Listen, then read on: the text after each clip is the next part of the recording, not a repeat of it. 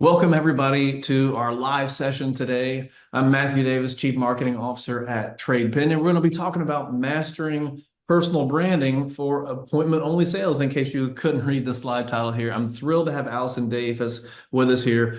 We are not related, at least not that I know of, despite the fact having the same last name. So let's jump into it here. Here we are. And Alison, we'll give you a second to introduce yourselves here in a moment. But if you want to reach out to us, there we are. We'll have the same slide there back at the end. As we always do, we are recording this. We will share it out afterwards. If you have questions, throw them in the chat and we will answer them. Piece of cake, right? And if you haven't yet, tune in to Trade Pending TV on our socials. We have tons of not only educational content, thought leadership content. We also do a lot of fun things where we go and interview people on the street as well as within car dealerships. It's a great time. Now, with that being said, let's just jump right into it and get going. So, Alison, great to meet you. Please tell us Well, your background and how you ended up in car sales. so my name's Alison Davis. I'm a native here in Raleigh, North Carolina, which I know I'm a unicorn because Right? Not no many one's of us from around, or not many no of you. one's from I'm not here. native. Yeah, no one's from here. So when I tell people that, they're like, "What do you mean?" I'm like, "I was born at Wake Mid." So I was born and raised here. I started in the automotive industry as a cashier in the service department at Leith Honda back in 2005 to 2010. I worked full time, went to school full time, and had a part-time job. So we're in an older building, and our service department was smaller than what it would accommodate all the customers. So I was able to go to college during the day and work at night. And then when it was slow, I would do my schoolwork. I would be up at home anyway. So I did that for 5 years. I have a degree in business and human resources. So I got a real job. I Right. left I left for 5 years. And I've always liked people and like cars, but just like most people, they think it's a man's job. Not that a woman can do it. It's just that's what you see is, salesmen selling cars are men, not women.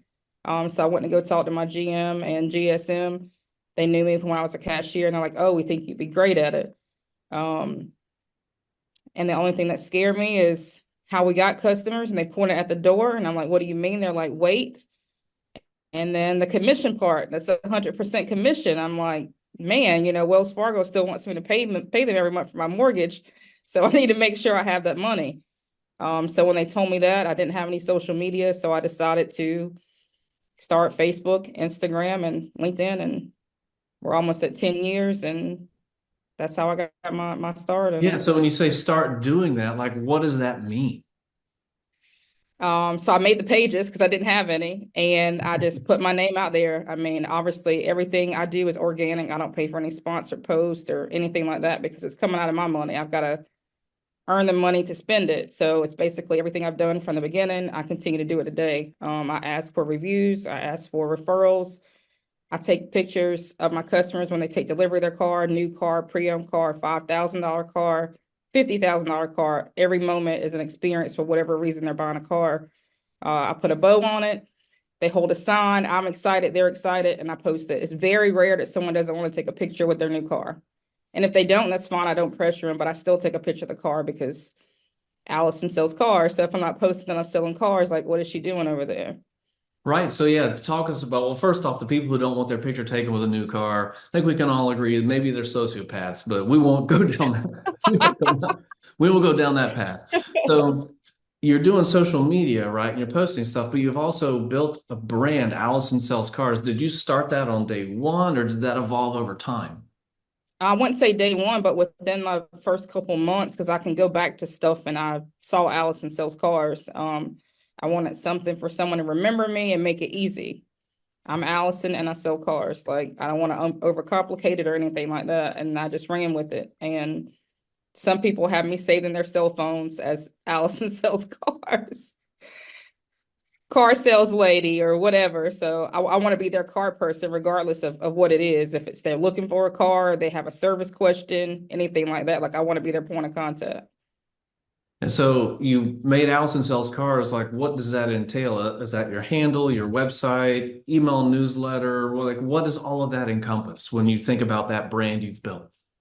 Everything. So my web address is AlisonSellsCars.com. All my social is Alison Sells Cars. I have my logo on the back of my car. with a QR code that goes to my link tree. My personalized tags on the back of my car says sell cars. All my branding is Alison sells cars. So like I've built a brand based on what I do, and people have have grown to love it. And I mean, it's not what I expect it to be. I just didn't want to wait for customers. Right. I think that's the real kicker there. So you were faced with a 100% commission job, and did you consider any other alternatives to try to get business? Um, I mean, I did take ups when I first started because I mean, just because I made social media accounts doesn't mean that people would just flock to the coming to see me. So I did do that, ask for referrals, family members, friends, neighbors, things like that.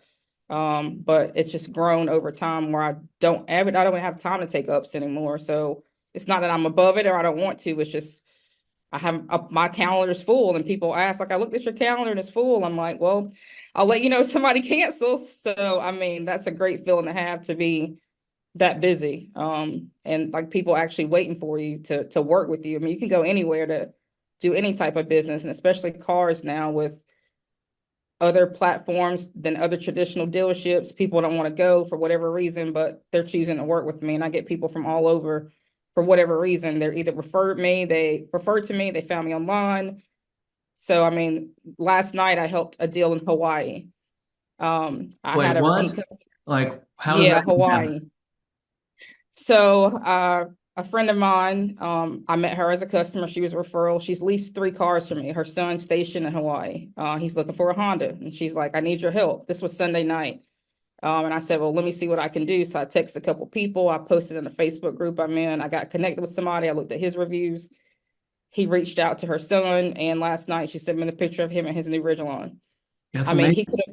he could have just walked into a Honda dealership in Hawaii and bought the car, but she trusted me enough to help her son that's 5,000 miles away from home. So, So you've built this brand, and that's in essentially service of creating this big referral network for you. How yep. long did it take to get to this point? Um, I would say 4 or 5 years. I mean, to get it to where it is now. I mean, and it's still growing to this point. Like I'm considering like an assistant, not that, like to do like admin stuff, to do postcards, follow up, stuff like that, because I'm so busy. Um, but now it's just, I wouldn't say it's overwhelming, but it's not what I expected. Like I did it for a reason, but it's just grown. Like I didn't get into it like with this end goal, like, oh, I'm just going to work by appointment and I'm going to do all these things. I just didn't want to wait on customers, and I just wanted to change the perception of car buying, because you get all the time, oh, I hate buying cars. I'm like, why? Like I enjoy it. It doesn't feel like work. They've had a bad experience. And I get, oh, I'd rather go to the dentist than go buy a car. And I recently sold a car to a dentist, and I told her, I was like, people would rather come see you than me. She's like, what do you mean? I'm like, obviously this is bad. She's like, what you do is not compared to what I do. So I'm like, well, share that with people. I'm a dentist and car buying does not suck. That's fantastic. So you've got your brand, you're engaging people on social media. What does that engagement like on social media? Is that just posting pictures of cars or people buying cars? Is there more to it than that? Yeah, it's me sharing like my personal life. Like I'm just not shoving cars down people's throat. I share when I sell a car. I share, successes, me referring people to other dealerships. Like I helped somebody yesterday buy a new Tahoe. I don't sell Chevrolets. I can't sell a new one, but that person trusted me enough to refer them to someone to take care of them. And that's what I did. So it's just, I want to be their car person, regardless of if I can physically deliver the car to them or not, or I can guide them to get what they're looking for. And then regardless if I'm able to sell them a car or not, they'll remember me. I remember when I first started, maybe it was 2017, 2018, a dad and a daughter came in. She was looking for a new CRV. She was comparing it to a Mazda. She ended up buying the Mazda. No hard feelings. I know I'm not going to sell every car. But a year or so later, he called me and said, hey, told me who he was. You treat us so well. My wife's ready to buy a car. I didn't sell his daughter a car. I sold his wife a car, his sister a car, his nephew a car, and he came and bought a car. But I didn't sell them initially. So it's just how you take care of people and how you treat people. And I think a lot of people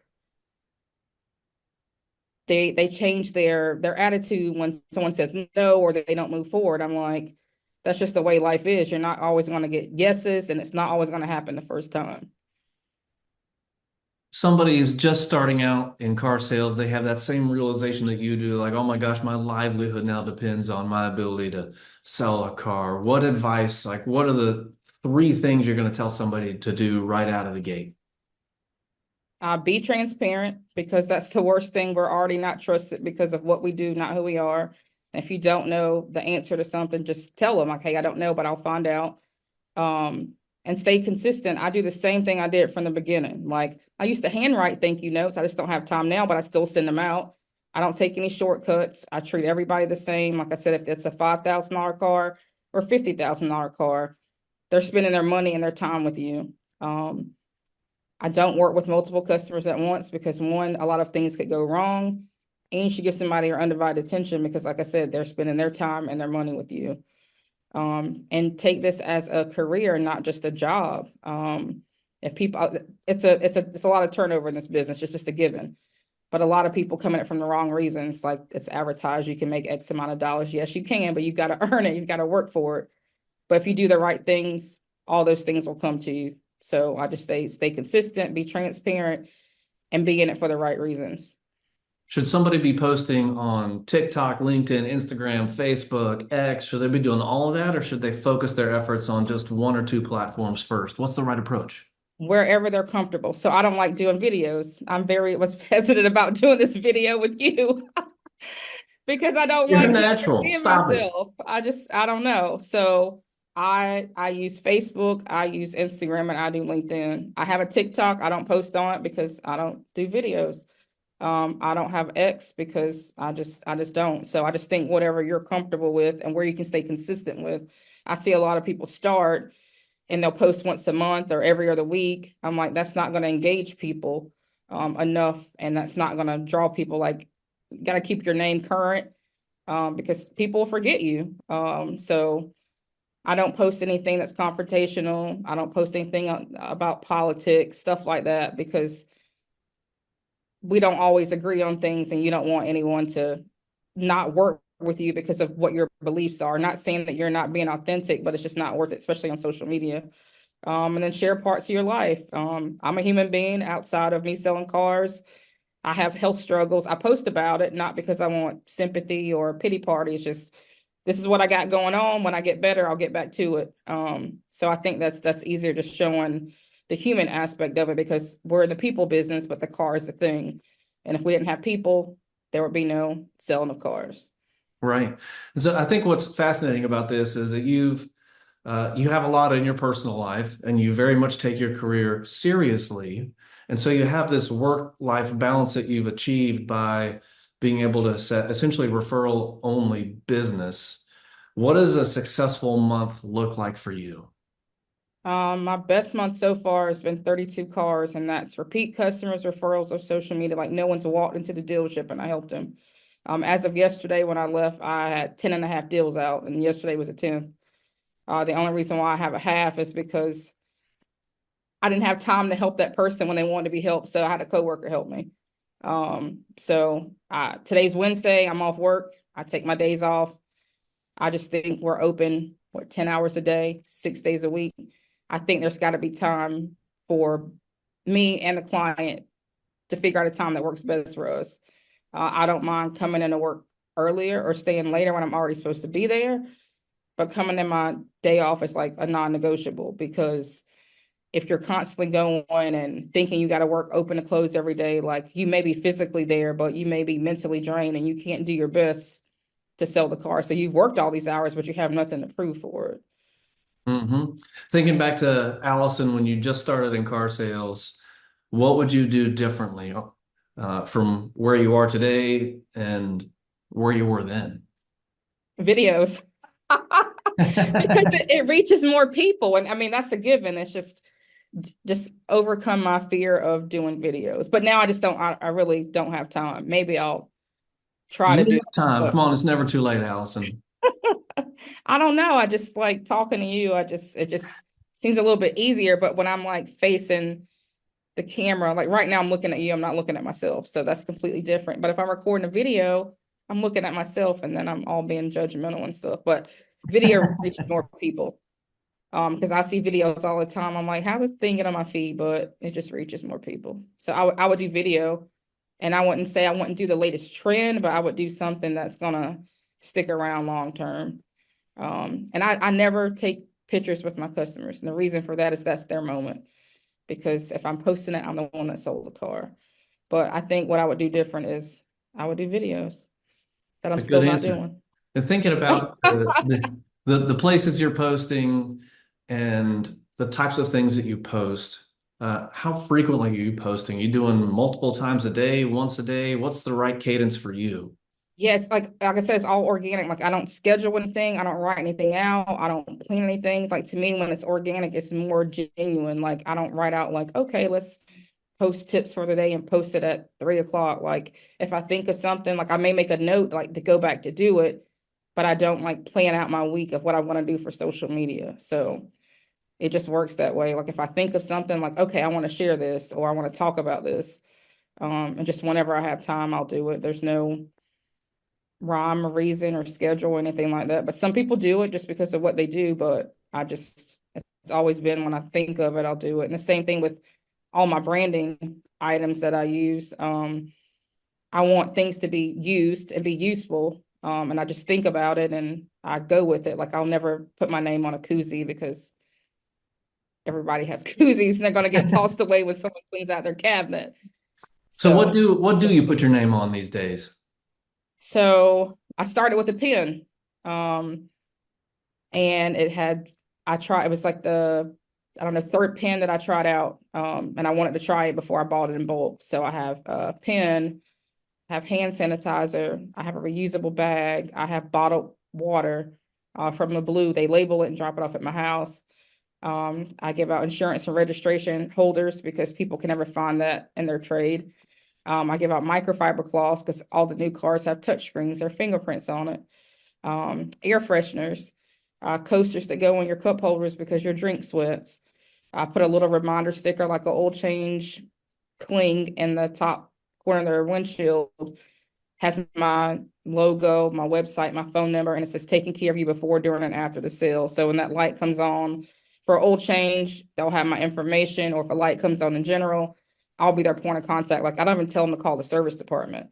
Like I always want to be in the top of their forefront of their mind, like, hey, I need to call Alison. And then it takes me 2 seconds to either walk back there or call somebody in the service department, but I'm always in their mind. So it's time for another car. It's just, oh, let me call Alison kind of thing. A cable for their smartphone because everybody's got CarPlay or Android Auto. I give out people that I deal with for mobile detailing, window tint. I give out a Hershey candy bar. It says, enjoy your sweet new ride. So all those things I want it to be useful and someone like, like they're actually gonna not toss it because I have to pay for it. That was a lot of things. Yeah, but when you think about it, it's a lot of things, but when it comes down to the dollar amount, it's cheaper than me paying for a hat or a t-shirt from the parts department that comes out of my gross. We've already got a gift. Well said. All right, Allison, this has been great. Do you have any final thoughts that you want to share with the audience here today? Um, make it a career, not a job. I do the appointments because just like anything else, if you want to get a haircut by your person, you'll make an appointment. You want to go see your doctor, you make an appointment. But if you want anyone to cut your hair, you just walk in. Same thing with walking to a dealership. You don't know the person that's going to say hey to you. And if the personalities match, if you're going to like them or not. So that's why I do it. And it makes people a little bit easy that it eases their worries when they come into a dealership. Like, hey, I already have a person to ask for. I know what to expect. So when I have different types of appointments, I've got a phone consultation. So we can talk about what they're looking for, how I can help them.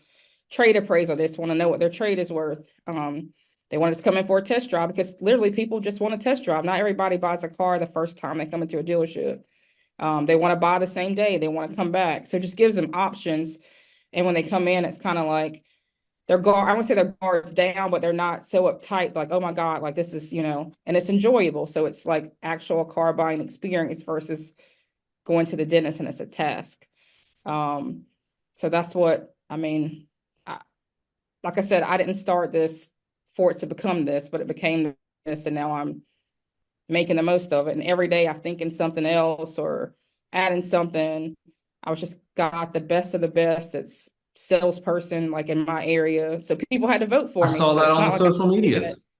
Yeah. So it's just crazy. And I get people all the time like, how'd you find me? And or a Reddit post or I saw a Google review. I've had someone from New York buy a car from me.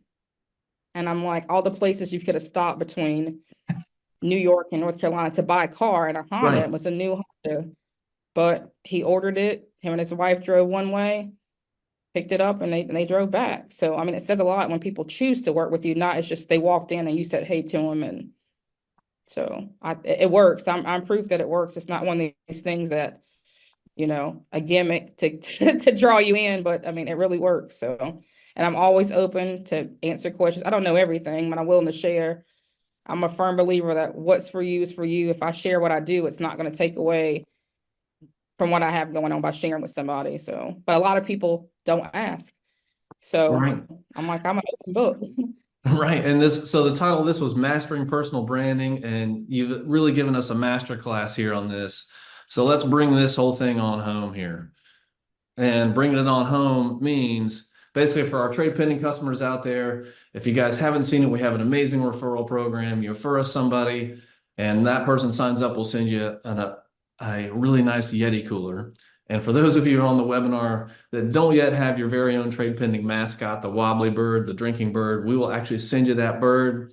Hit that URL. It is case sensitive, and we will send it over to you. And here we are. We've come to the end of the show. Allison, thank you so much for being with us today. We really appreciate it, and we will see everybody next time.